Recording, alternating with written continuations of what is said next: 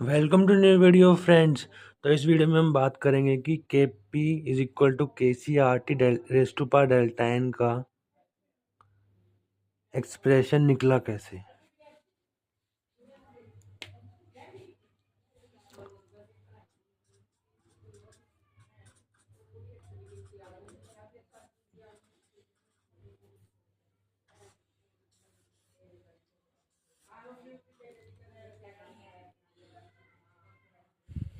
ये फॉर्म जो भी मैंने इक्वेशन लिखी है ये आई कैसे, इसका मतलब क्या है वो पढ़ेंगे। तो सबसे पहले बात करते हैं कि ये के पी का मतलब क्या होता है। के पी का मतलब होता है स्टिशियोमेट्रिक नहीं, equilibrium constant at for gases. क्योंकि गैसेस के अंदर अगर हम देखना हो गैसेस के अंदर इक्विलिब्रियम कांस्टेंट कैसे निकालें, हम देखते हैं ना कि अगर हमारे पास इक्विलिब्रियम आता है कि हम आगे की रिएक्शन देखते हैं, तो आगे की रिएक्शन में जो बन रहे होते हैं प्रोडक्ट, और हम बैकवर्ड रिएक्शन देखते हैं, बैकवर्ड रिएक्शन में जो बन रहे होते हैं रिएक्टेंट बन रहे होते हैं। तो गैसेस के अंदर हम उसको कैसे देखेंगे, उसके लिए हमने केपी निकालना पड़ता है, इक्विलिब्रियम कांस्टेंट फॉर गैसेस। तो गैसेस के अंदर हम प्रेशर पे देखते हैं, प्रेशर है इसके अंदर, प्रेशर ये है इसकी, तो फिर ये ऐसे यूज होगा। ठीक है, प्रेशर देखेंगे। तो अब वो ये बात करते हैं, केसी का मतलब तो सिंपल पता है, equilibrium constant for solutions, liquid के लिए। और लिक्विड का कैसे होएगा, कंसंट्रेशन डाल देते हैं ना हम ऐसे, सी डी ए बी ऐसे लिख देते हैं, कंसंट्रेशन ये होता है के सी, ऐसे लिख देते हैं। तो ये होता है के सी फॉर लिक्विड। लेकिन अगर हमें देखना हो के सी फॉर गैसेस, तो गैसेस और लिक्विड के बीच में उनका क्या रिलेशन होता है, ठीक है, तो उसको हमने देखना है। तो वही पढ़ेंगे अब हम। तो चलिए शुरू करते हैं।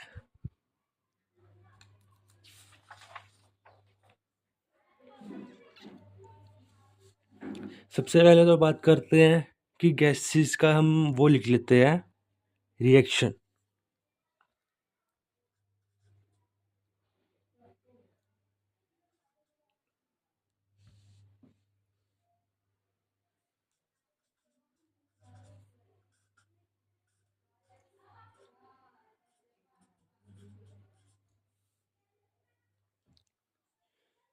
ये तो होगी नॉर्मल रिएक्शन।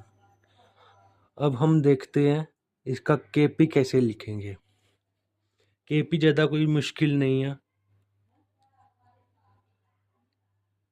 सिंपल इजी सा ही है। जैसे हम लिखते हैं नॉर्मल, जैसे हम कंसंट्रेशन लिखते हैं ना, जैसे हम यहाँ पे कंसंट्रेशन लिखते हैं, concentration of C raise to power its stoichiometric coefficient, वैसे ही वहाँ पे pressure of C raise to power its stoichiometric coefficient आएगा। कोई और दिक्कत वाली बात नहीं है।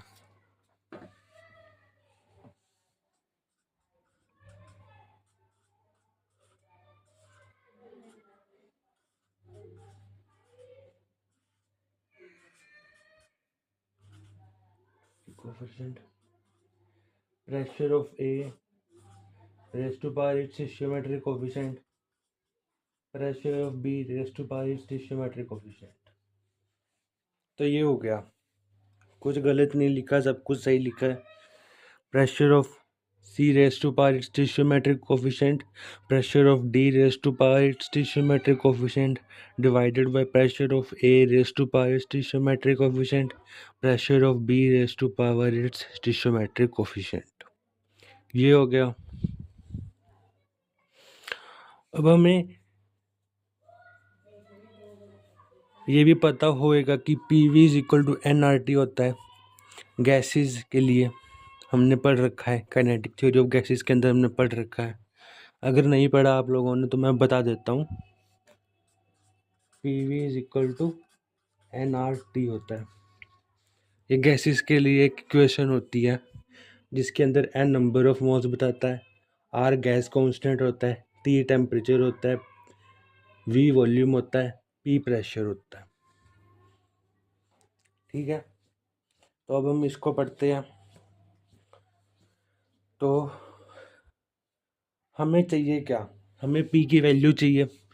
अगर हमें पी की वैल्यू पता चल गई, यहीं से हम निकाल के इसमें डाल देंगे।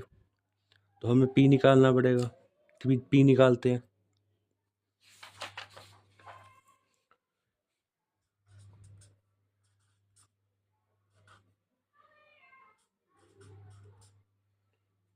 ये हो गया पी, कुछ गलत नहीं लिखा, ये वी था, इसको मैं इधर ले गया, इसके डिवाइड में आ जाएगा, बल्कि विद आर टी के नीचे आएगा। मैं चलो इसको थोड़ा अच्छे से लिख देता हूँ समझाने के लिए में, इसको भी रहने दो। P is equal to N R T by V, ये सही है। V को मैं नीचे ले गया उधर, कुछ गलत नहीं लिखा, सब कुछ सही लिखा।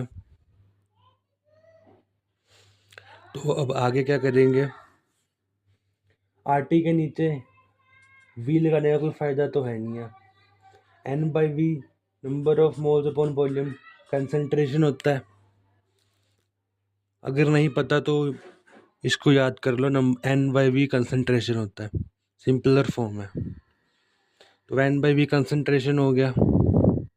ठीक है,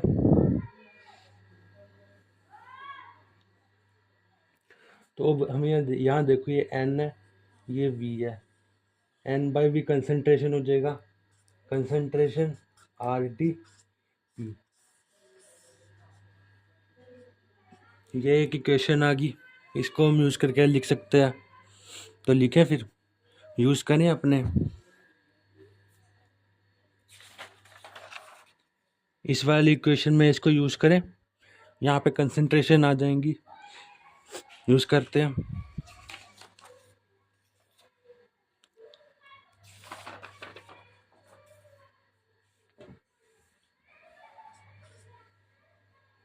तो ये ऐसे ही लिखा, तो के पी लिखते हैं फ्रेंड्स।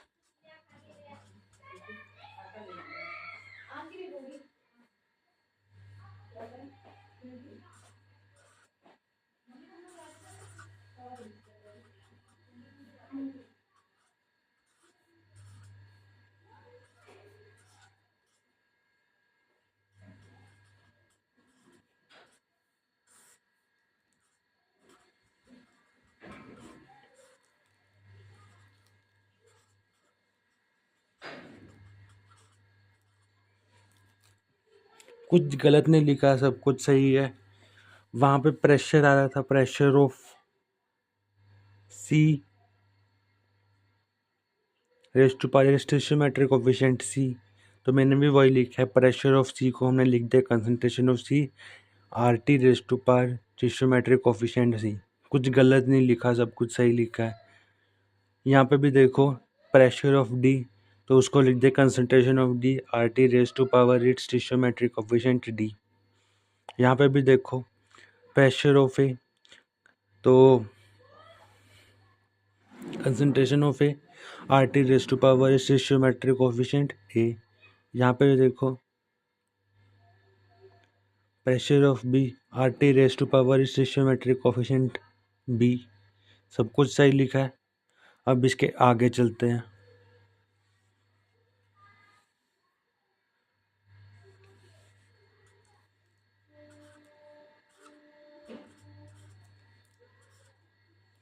यहाँ पे देखो, ये आर टी यहाँ पे भी है, यहाँ पे भी है, यहाँ पे भी है, यहाँ पे भी है, सब में है। फर्क क्या है, इधर ऊपर डी है, इधर सी है, इधर ए है, इधर बी है। तो हम अगर मैथ का यूज़ करते हैं, तो मैथ के अंदर हमें ये बताया जाता है कि अगर बेस सेम हो, जैसे ये 2 है, 2 raise to power 3 into 2 raise to power 5 है, तो अगर हमको इसको लिखना हो तो हम इसको ऐसे भी लिख सकते हैं, 2 raise to power 3 plus 5 2 raise to power 8, हम ऐसे भी लिख सकते हैं। ठीक है, ये भी कुछ गलत नहीं लिखा मैंने, ये भी सब कुछ सही लिखा है। ये मैथ का फॉर्मूला है, इसको हम ऐसे भी लिख सकते हैं। तो सिमिलरली अगर हम इसको यहाँ पे यूज़ करेंगे तो यहाँ पे क्या आएगा, यहाँ पे यूज़ करते हैं, concentration of D raised to power its stoichiometric coefficient D, concentration of C raised to power its stoichiometric coefficient C, RT C plus T. Concentration of A raised to power its stoichiometric coefficient A, concentration of B raised to power its stoichiometric coefficient B, RT A plus B. कुछ गलत नहीं लिखा, सब कुछ सही लिखा है, समझ में भी आ ही रहा होगा आपको। ठीक है, तो अब आगे बढ़ते हैं।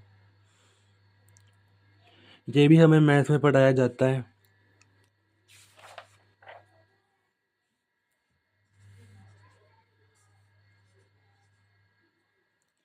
ये भी हमें मैथ में पढ़ाया जाता है कि अगर डिवाइड के अंदर है, ऊपर 2⁵ है, नीचे 2⁵2 है, तो इसको हम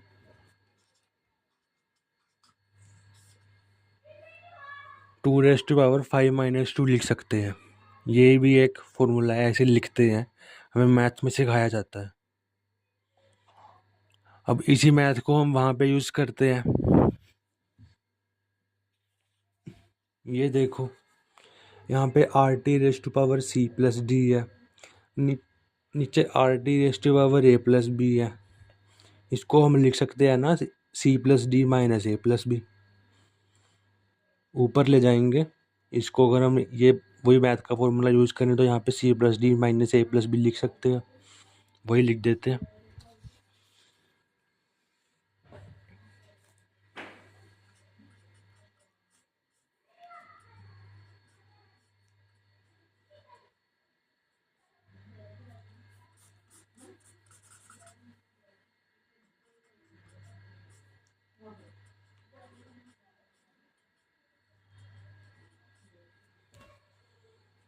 ये लिख दिया मैंने, RT⁻C plus D minus A plus B।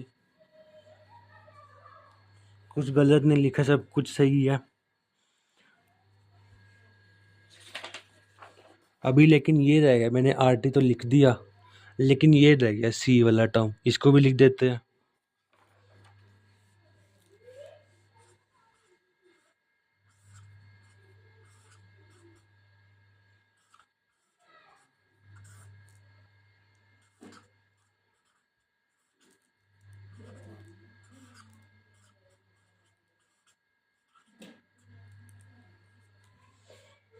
ये लिख दिया, कुछ गलत नहीं लिखा, सब कुछ सही लिखा है। तो अब अगर हम ध्यान दें तो ये कैसी नहीं हो गया, ये वाली टर्म पूरी कैसी होगी, कैसी हो गई, कैसी यही तो था।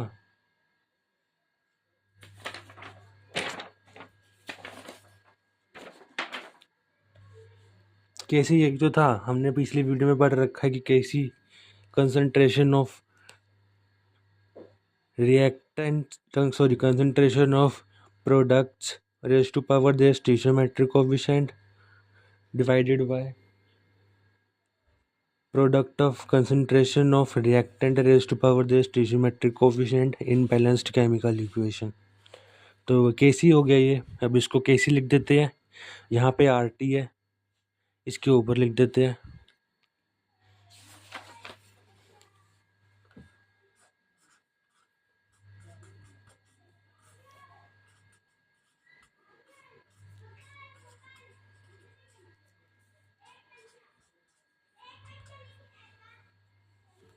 ये होगा Kp is equal to KC RT raise to power C plus D minus A plus B।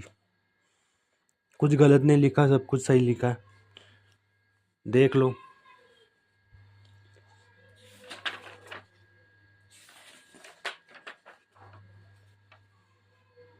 ये देखो, ये लिखते आ रहे हैं Kp is equal to this, शुरू से लिख रहे हैं हम, ये लिखा,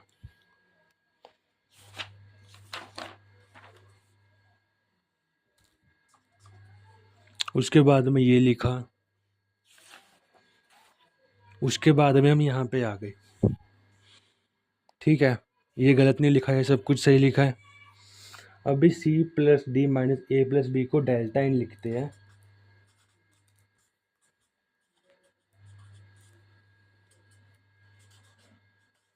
इसको डेल्टा एन लिखते हैं। लिखते क्यों हैं? हमें समझाने के लिए। साइंटिस्ट ने पहले ही रिसर्च करके रख रखे है कि हमें समझ आए सिंपलेस्ट फॉर्म में, हम इसको ऐसे लिखेंगे ताकि हमको समझ में भी आए और हम पेपर में जाके लिख भी आ सकें। तो ये डेल्टा एन हो गया नीचे। अब इसको लिखते हैं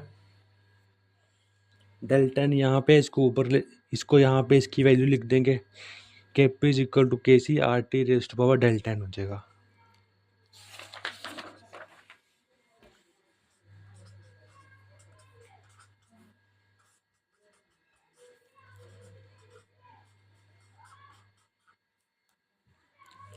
सही है, ऊपर डेल्टा एन लिख दिया। यहाँ पे समझाना पड़ेगा आप लोगों को। Here K P is equals to equilibrium constant at for gases, K C is equal to equilibrium constant for solutions, R is gas constant, T is temperature, delta n is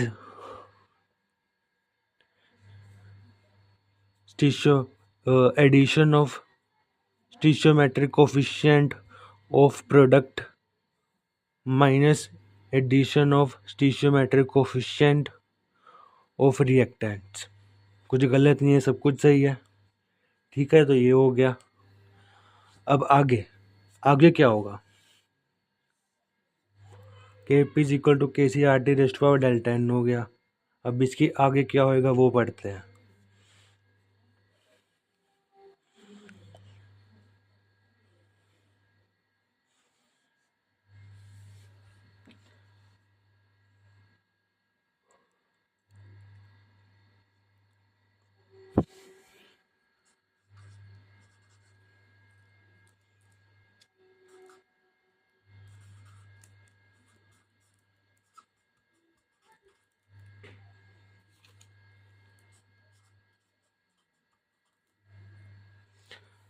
अगर हमें क्वेश्चन आया जाए तो हमें units कौन सी use करनी पड़ेंगी? Pressure की बार, ये केसी है, केसी को हमने सोल्व करना है। केसी इज इक्वल टू ये होता है ना,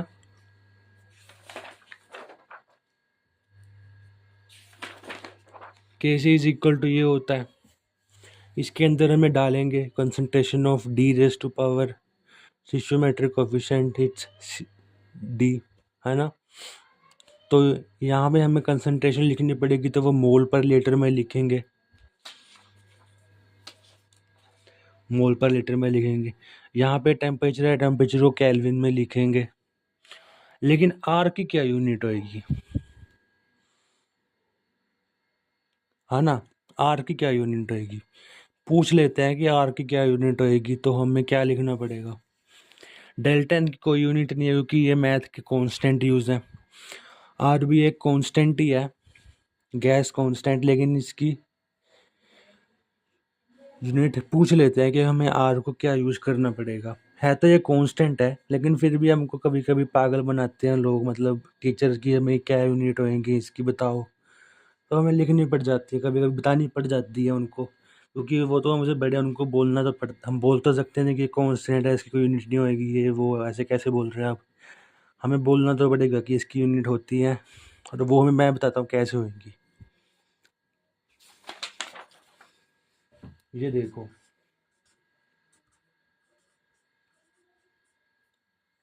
ये होता है P V is equal to N R T,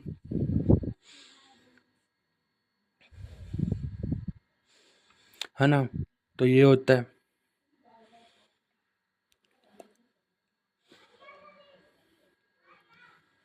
ठीक है। Pressure bar volume litre, N number of moles mole, R इसकी यूनिट निकालना है टेम्परेचर केल्विन। इधर आओ, bar litre by mole kelvin, unit of R, unit of R. तो ये R की यूनिट क्या आ गई? Bar litre divided by mole kelvin. Kelvin, ये आर की यूनिट है। ये आर की यूनिट हमें यहाँ यूज़ करनी पड़ती है। ये देखो यहाँ पे अगर हमसे पूछ ले पेपर के अंदर भी लिख के आना कि यूनिट ऑफ आर ये है, हमको लिखना पड़ेगा। वैसे तो ये गैस कांस्टेंट है, लेकिन हमको फिर भी लिखना पड़ेगा क्योंकि हमें बोल रखा है कि ये कांस्टेंट होता है। कांस्टेंट की कोई लिक्विड यूनिट्स नहीं होती, लेकिन हमको लिखनी पड़ेगी कि ये इसके अंदर हमें ये ऐसा लिखनी पड़ेगी यूनिट्स, क्योंकि हमको बता रखा है, बोल रखा है।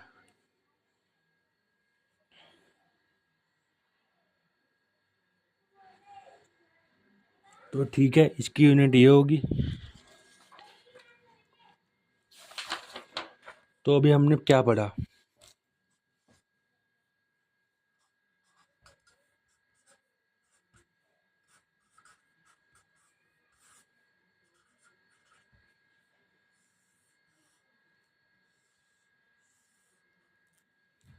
Kp is equal to K C R T raise to power delta N. Kp पढ़ लिया, Kc पढ़ लिया, R T raise to power delta N, ये हमने पूरा फॉर्मूला पढ़ लिया, इसका डेरिवेशन पढ़ ली है।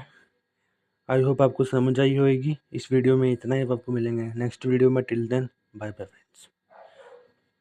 तो मैं एक बार फिर से बता देता हूँ, ये इक्वेशन बहुत ज़रूरी है, इसकी इम्पोर्टेंट है, ये इक्वेशन पेपर में आती है, तो इसको याद कर लेना, समझ लेना।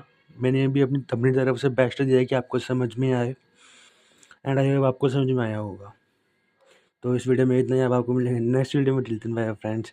मैं फिर से बोल रहा हूँ बाय बाय।